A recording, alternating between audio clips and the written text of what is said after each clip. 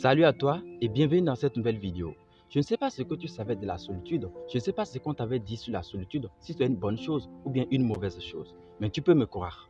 Après avoir regardé cette vidéo entièrement, non seulement que tu vas mieux comprendre ce que c'est la solitude, mais tu vas aussi savoir comment l'exploiter, comment l'utiliser pour améliorer les choses, pour évoluer ou bien pour se reconnecter avec toi-même de la bonne manière pour écouter ta propre voix intérieure.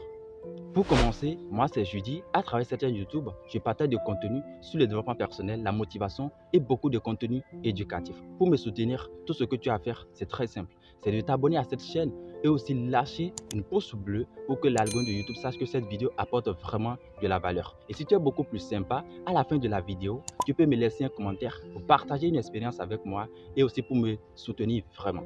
Alors, c'est quoi réellement la solitude? D'autres personnes vont te dire c'est le fait d'être seul.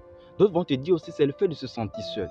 Ce n'est pas faux, mais je vais mieux t'expliquer pour que tu puisses comprendre. La solitude dont on voit là, on peut la comprendre de manière objective ou de manière subjective. La manière objective, ça veut dire quoi? C'est-à-dire tu choisis la solitude pour un objectif. Peut-être c'est pour t'améliorer, pour évoluer, pour écouter ta propre voix intérieure. Bref, c'est toi-même qui l'as choisi.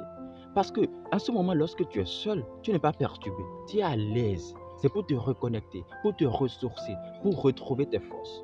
Mais quand on voit la solitude de manière subjective, ça veut dire que ça t'est imposé. Peut-être une déception, peut-être la perte de quelqu'un ou toute autre chose, bien la société. Mais ça t'est imposé. Et quand tu es seul, tu n'es pas à l'aise, tu n'es pas heureux, tu cherches toujours à te reconnecter avec les gens, tu ne cherches pas à écouter ta propre voix intérieure. Bref, tu es perturbé.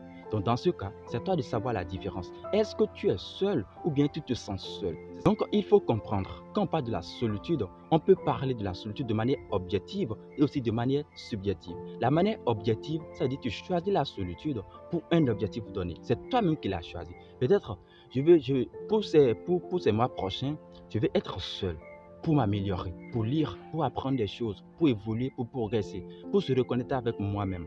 Mais quand c'est manière subjective, ça veut dire, bref, lui il m'a quitté, il m'a laissé. Ah, je ne peux pas rester seul. Non, je ne dois pas le perdre. Bref, ça t'est imposé, tu n'es pas à l'aise. C'est ça la solitude. Alors, comment te servir de la solitude pour avancer réellement dans ta vie?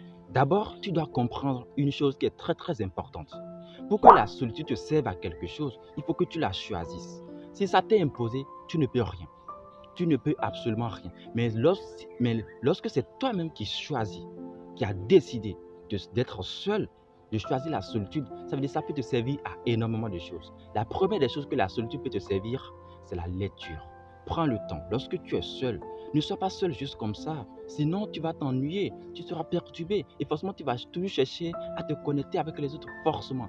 Lorsque tu es seul, prends le temps. Il faut lire, explore les domaines qui t'inspirent. Parce que quelqu'un m'a dit, si tu es actuellement là où tu es, c'est parce que tes connaissances sont à ce niveau-là. Alors si tu veux vraiment avancer dans ta vie, il faut explorer tes connaissances, il faut les développer, il faut lire. Lorsque tu vas commencer par lire, tu verras que tu vas commencer à comprendre les choses en profondeur. Et plus tu comprends un domaine, plus tu deviens expert dans cette chose. Alors mon ami, lorsque tu es seul, prends le temps, lis des bons livres. Prends un domaine qui te passionne, quelque chose que tu as toujours envie de faire. Prends un livre dessus et commence par explorer. Tu vas voir comment tes connaissances vont commencer par s'augmenter naturellement. La deuxième chose, c'est d'écouter ta propre voix intérieure. Tu sais, dans ce monde, c'est rempli plein de négativité.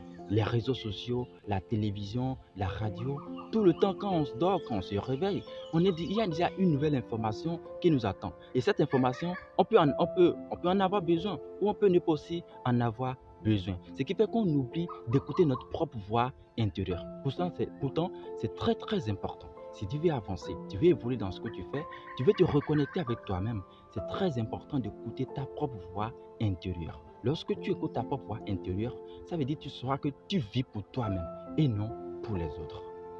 La troisième chose, c'est que tu sauras réellement ce que tu veux de la vie. La plupart des gens vivent dans ce monde, ils ne savent pas ce qu'ils veulent, ils ne savent pas vraiment ce qui est important pour eux. La raison, c'est très simple, c'est parce qu'ils n'ont jamais pris le temps de se demander qu'est-ce que je veux réellement. Peut-être ils le font, mais dans le bruit. Mais lorsque toi, tu vas prendre le temps, dans le calme, avec toi-même, avec ta propre présence, lorsque tu vas te demander dans ce monde, à travers tout ce que je vois, qu'est-ce qui est réellement important pour moi? Qu'est-ce que je veux réellement accomplir dans ma vie? Tu verras que tu auras une clarté concernant ta vie globale, ce que tu veux, l'objectif global de la vie. Qu'est-ce que je veux réellement faire de ma vie? Quel type de légende je veux devenir? Quel domaine m'inspire? Qu'est-ce que je veux faire? Quels sont mes objectifs? Quelles sont mes passions? Quelle est ma mission de vie? Quelle est la raison de mon existence? C'est lorsque tu seras pleinement là pour toi-même que tu verras, que tu auras la réponse à ces questions-là. Ce n'est pas dans le bruit, dans tout ça, ainsi de suite, partout, ainsi de suite, les réseaux sociaux. Non. Prends le temps avec toi-même pour te poser des bonnes questions. Si tu n'avances pas dans ta vie, c'est parce que tu ne te poses pas des bonnes questions. Parce que ce qui va changer ta vie, ce n'est pas ce que tu vois à l'extérieur. C'est ce qui vient à l'intérieur de toi-même. Et là, pour avancer réellement, tu as besoin des bonnes réponses sur ta vie personnelle. Et ce qui fait que tu auras des bonnes réponses, c'est lorsque tu te poseras des questions qui sont vraiment bonnes.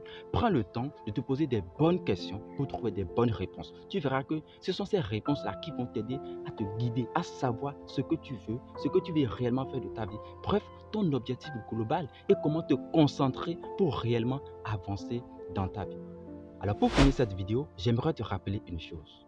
Si dans ta solitude, tu n'es pas heureux ou tu n'es pas à l'aise avec, c'est que tu ne l'as pas choisi, mais tu l'as subi. La solitude est peut être choisie et peut être aussi non choisie.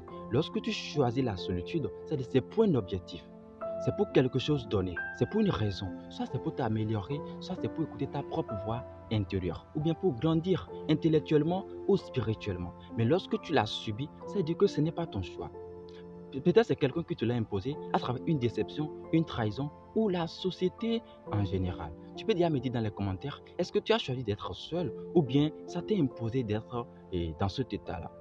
Alors merci beaucoup à toi d'avoir regardé cette vidéo du début jusqu'à la fin. Si tu n'es pas encore abonné, s'il te plaît, n'oublie pas de le faire pour ne pas rater mes prochaines vidéos. Et tu peux déjà me dire dans les commentaires le type de vidéo, c'est-à-dire la thématique que tu aimerais que j'aborde dans ma prochaine vidéo. Ça me fera un énorme plaisir. Et surtout, n'oublie pas de me lâcher une pouce bleu. Et si possible, partage une expérience avec moi dans les commentaires. Ça serait un super plaisir de te lire. Et si possible, je peux prendre ta question exactement comme ça et faire une vidéo sur ça pour te répondre non seulement à toi, mais aussi à tout le monde, toutes les personnes qui sont dans les mêmes situations que toi. Merci beaucoup à toi. C'était Judy.